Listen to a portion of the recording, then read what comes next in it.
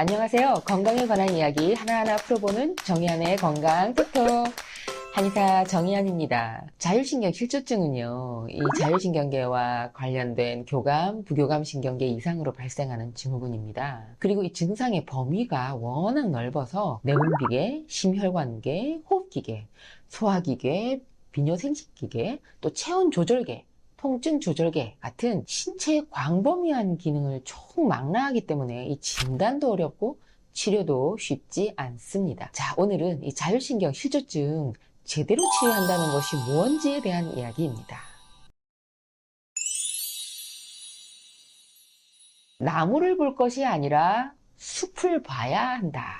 자율신경 기능에 문제가 있는 것으로 추정되기는 하는데 이 광범위한 증상들을 모두 검사해서 전체 상태를 파악하기는 쉽지 않습니다. 나무만 들여다보고 있다 보면 숲 전체를 알 수 없는 것처럼 말이죠. 그런데 요즘 다양하고 과학적인 여러 가지 유형의 자율신경 검사를 할 수 있게 됐고요. 한의원 진료도 이런 각종 검사 데이터를 기반으로 진찰을 합니다. 진찰할 때는 물론 환자의 안색도 살피고 병세에 대해서 자세하게 듣고요. 또 상세히 이 병증을 질문하고 진맥하는 한방 고유의 진찰 방법도 물론 있습니다. 그런데 아직도 자율신경 실조증 치료를 받기는 했는데 제대로 효과를 보지 못하고 있다는 분 많습니다. 그리고 당장 급한 치료만 하다가 보니까 자꾸 시간만 지체가 되고 있다는 분도 많고요. 또 어떤 분은 계속 좋아졌다 안 좋아졌다 이렇게 계속 반복하고 있다는 분들도 워낙 많다 보니까 어떻게 해야지 제대로 치료가 되는 건지 굉장히 답답하다.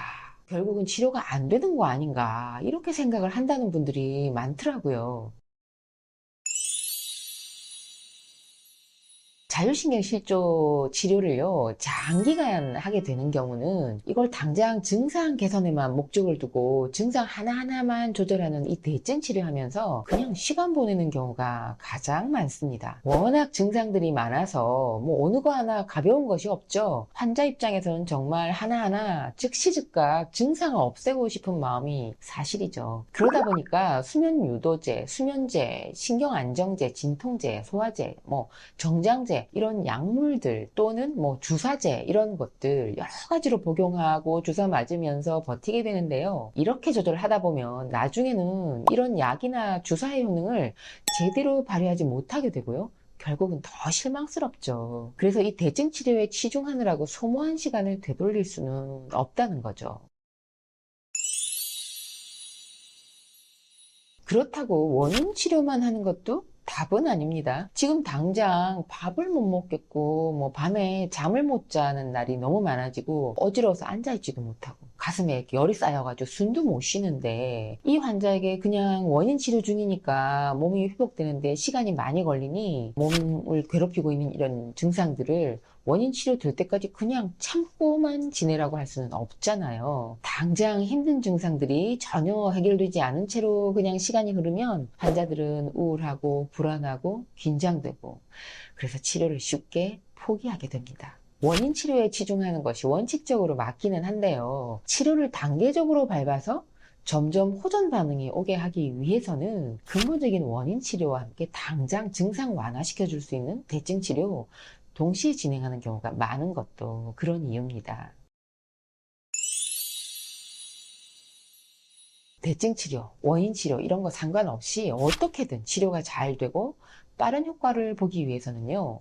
전제 조건이 있습니다. 치료를 받아들일 몸의 조건이 좋아야 됩니다. 집을 지을 때 우리가 집안의 조건과 토양의 모양이 좋아야 그리고 기초공사가 튼튼해야 좋은 집을 지을 수가 있잖아요. 치료를 해보면 확실히요. 나이도 젊고 주변 상황도 좋아서 빨리 나을 것 같은 조건인데도 막상 치료를 시작해보면 좋아졌다, 나빠졌다 반복을 하거나 아니면 좀처럼 호전 반응이 나타나지 않는 경우도 있습니다. 그래서 면역력, 기초 체력, 생활 습관 이런 게 너무 심하게 나빠서 몸 상태가 엉망이면 나이가 젊어도 치료 효과가 떨어집니다. 검사를 해봤을 때 이 상열 하한, 상체와 얼굴로는 열이 뜨고요. 하체와 복부와 손발은 냉한 이런 상열 하한 상태가 굉장히 심한 경우에 치료를 통해서 상하, 순환을 바로 잡는 것이 순서고요. 또 그 상열 하한을 바로 잡은 상태를 지속적으로 유지할 수 있도록 하는 과정도 필수입니다. 그래야 대증 치료든 원인 치료든 치료의 효과가 빨라지고요.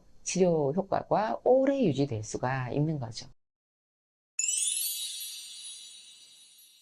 그럼 재발하지 않으려면 어떻게 해야 할까요? 자율신경 실조는 이 치료의 속도나 효과 면에서도 몸의 구조와 컨디션, 그리고 면역력, 원기를 회복하는 기초 치료가 치료의 효율을 좌우하고요.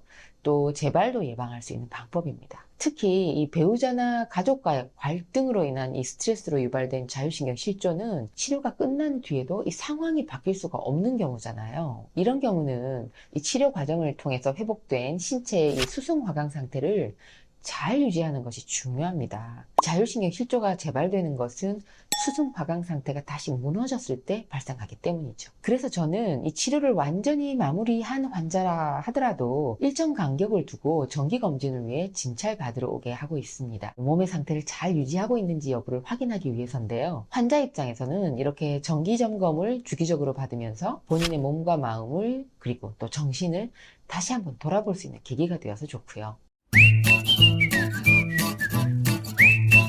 오늘 영상은 자율신경 실조 재발되지 않으려면 어떻게 해야 할지를 살펴봤는데요. 첫 번째, 나무를 볼 것이 아니라 숲 전체를 봐야 한다. 두 번째, 대증 치료냐 원인 치료냐 그 한계가 있다는 거. 세 번째, 기초가 튼튼해야 치료도 잘 된다는 점. 네 번째, 재발하지 않으려면 이런 내용으로 살펴봤습니다. 자, 오늘 영상 보신 분들, 자율신경 실조로 고생하시는 분들, 그리고 환자 가족분들께 오늘 영상 도움 되셨으면 좋겠습니다.